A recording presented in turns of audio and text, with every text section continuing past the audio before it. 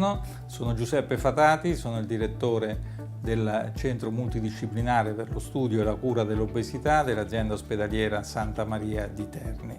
Nel nostro centro seguiamo pazienti obesi e soprattutto grandi obesi che vengono sottoposti a chirurgia dell'obesità.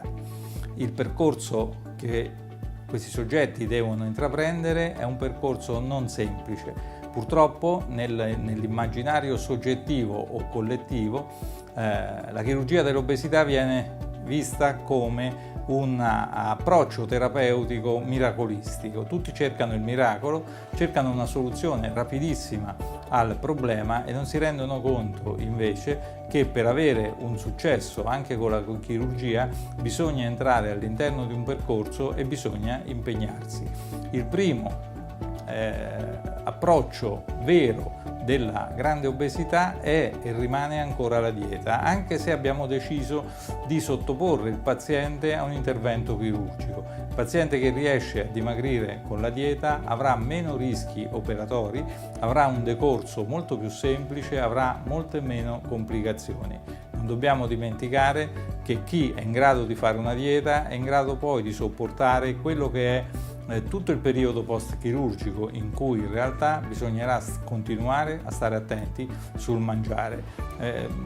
L'errore che spesso si fa è pensare che l'intervento chirurgico, oltre a un miracolo, sia completamente risolutivo di una tendenza ad ingrassare che comunque è alla base del problema. L'obeso e il grande obeso non è così solo perché magari in tempi passati ha mangiato un po' troppo, ma è così perché la sua genetica lo porta ad ingrassare. Quindi l'errore genetico che è alla base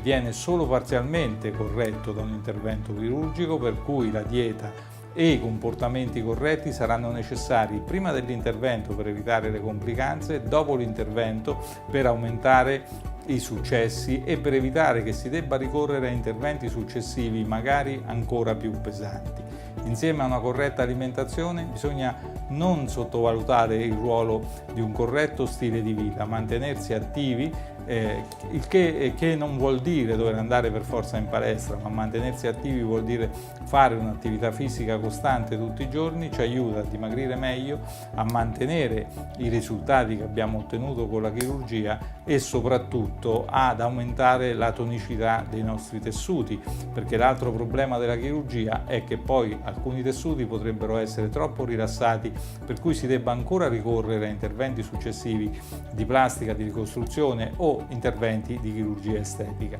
Tutto questo viene comunque